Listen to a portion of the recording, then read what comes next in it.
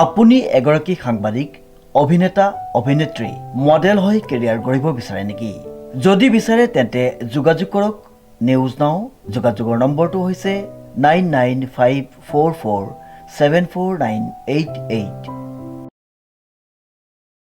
নমস্কাৰ, বিশেষ বাতৰিৰ সৈতে ষ্টুডিঅ'ৰ মজিয়াত মই লিপিকা। কৃষ্ণকান্ত সন্দিকৈ ৰাজ্যিক মুক্ত বিশ্ববিদ্যালয়ৰ লাৰ্ণাৰ্ছ মিট কাম পাৰ্চনেল কণ্টেক্ট প্ৰগ্ৰেমৰ কাৰ্যসূচী দেৰগাঁৱৰ কমলদৌৰা মহাবিদ্যালয়ৰ হৰকান্ত মহন্ত প্ৰেক্ষাগৃহত সফলভাৱে সম্পন্ন হয়। নিউজ নাওৰ এক বিশেষ প্ৰতিবেদন। কৃষ্ণকান্ত সন্দিকৈ ৰাজ্যিক মুক্ত বিশ্ববিদ্যালয়ৰ লাৰ্ণাৰ্ছ মিট কাম পাৰ্চনেল কণ্টেক্ট প্ৰগ্ৰেম কাৰ্যসূচী দেৰগাঁৱৰ কমলদৌৰা মহাবিদ্যালয়ৰ হৰকান্ত মহন্ত প্ৰেক্ষাগৃহত সফলভাৱে সম্পন্ন হৈ যায়। উল্লেখযোগ্য যে কৃষ্ণকান্ত সন্দিকৈ ৰাজ্যিক মুক্ত বিশ্ববিদ্যালয় যোৰহাট আঞ্চলিক কেন্দ্ৰৰ উদ্যোগত অনুষ্ঠিত হোৱা উক্ত কাৰ্যসূচীত বিশ্ববিদ্যালয়ৰ কেইবাগৰাকী উচ্চ পৰ্যায়ৰ বিষয়া উপস্থিত থকাৰ লগতে যোৰহাট আৰু গোলাঘাট জিলাৰ এই বিশ্ববিদ্যালয়ৰ অধীনত বিভিন্ন অধ্যয়নত কেন্দ্ৰৰ প্ৰায় 5 শতাধিক ছাত্ৰ ছাত্ৰীয়ে অংশগ্ৰহণ কৰে।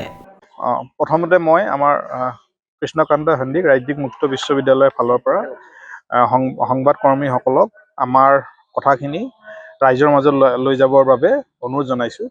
আজি আমি এই DKD কলেজত আমাৰ বিশ্ববিদ্যালয়ৰ ফালৰ পৰা শিক্ষাৰ্থীৰ এখন সন্মিলন আয়োজন কৰিছিলোঁ। আৰু এই শিক্ষাৰ্থীৰ সন্মিলন আয়োজন কৰাৰ আমাৰ প্ৰধান উদ্দেশ্য হৈছে যে আমাৰ যিটো মুক্ত শিক্ষা ব্যৱস্থা ODL চিষ্টেমত আমাৰ কি হয়, যদিও আমাৰ দেওবাৰে আমাৰ কণ্টেক্ট ক্লাছ কিছুমান হয়, কিন্তু আমি শিক্ষাৰ্থীসকলক আমাৰ কৰ্তৃপক্ষৰ লগত শিক্ষাৰ্থীসকলৰ যিটো ফিজিকেল ইণ্টাৰেকশ্যন, সেই ফিজিকেল ইণ্টাৰেকশ্যনৰ যিটো সুযোগ, সেই সুযোগ বহুত কম হয়।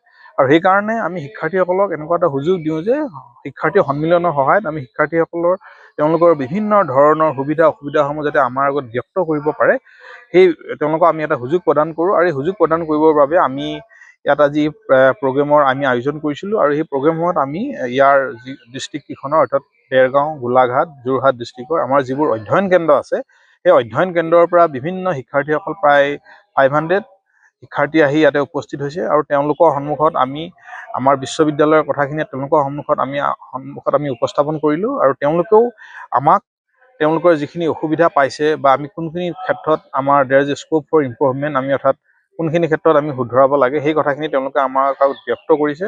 আমি সেই গোটেই কথাখিনি আমি নোট ডাউন কৰি লৈছোঁ। আৰু নোট ডাউন কৰি লোৱাৰ পাছত আমি সেই কথাবোৰ আমি কৰ্তৃপক্ষৰ লগত আমি আলোচনা কৰিম। আৰু আমি তেওঁলোকৰ যাতে অসুবিধা আমি দূৰ কৰিব পাৰোঁ আৰু তাৰ ব্যৱস্থা কৰিম। আৰু মই আপোনালোকক এইটো কথাও অনুৰোধ কৰিম যে আপোনালোকে যাতে আমি আজি সভাত যিখিনি কথা বা আজি আমি অনুষ্ঠানটোত যিখিনি কথা আমি আপোনালোকৰ আগত ব্যক্ত কৰিলোঁ, সেই কথাখিনি যাতে আপোনালোকে ৰাইজৰ আগত লৈ যায়। মই অলৰেডি আপোনালোকক কৈছোঁ যে আমাৰ যিটো গ্ৰছ এনৰলমেণ্ট ৰেচিঅ', আমাৰ অৰ্থাৎ ৰাজ্যখনৰ গ্ৰছ এনৰলমেণ্ট ৰেচিঅ' কিন্তু বাকী উন্নত ৰাজ্যসমূহৰ তুলনাত আমি এতিয়াও বহুত পিছ পৰি আছোঁ। গতিকে আমি অসমৰ নাগৰিক হিচাপে আমাৰ এটা মৌলিক কৰ্তব্য আছে যে আমি মানুহবোৰৰ মাজত এই সজাগতাটো বৃদ্ধি কৰোঁ, যে উচ্চ শিক্ষাত আমাৰ নামভৰ্তি প্ৰক্ৰিয়াটো বৃদ্ধি কৰিব লাগে।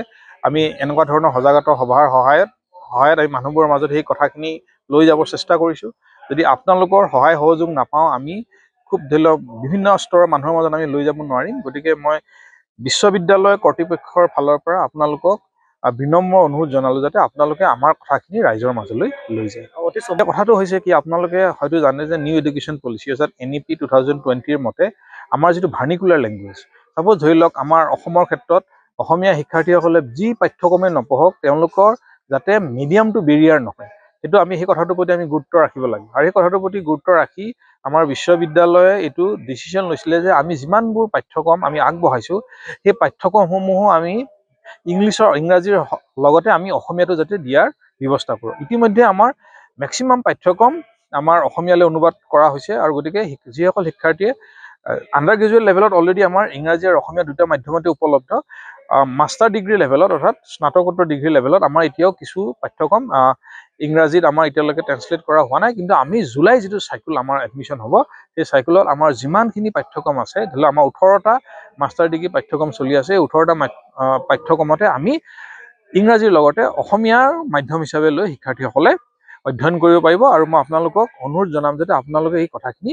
ৰাইজৰ মাজলৈ লৈ বিশ্ববিদ্যালয়ৰ বিষয়াসকলে ছাত্ৰ ছাত্ৰীসকলক উদ্দেশ্যি মুক্ত শিক্ষা ব্যৱস্থাৰ গুৰুত্বতা, প্ৰয়োজনীয়তা আৰু উপকাৰিতা সম্পৰ্কে বক্তব্য আগবঢ়ায়।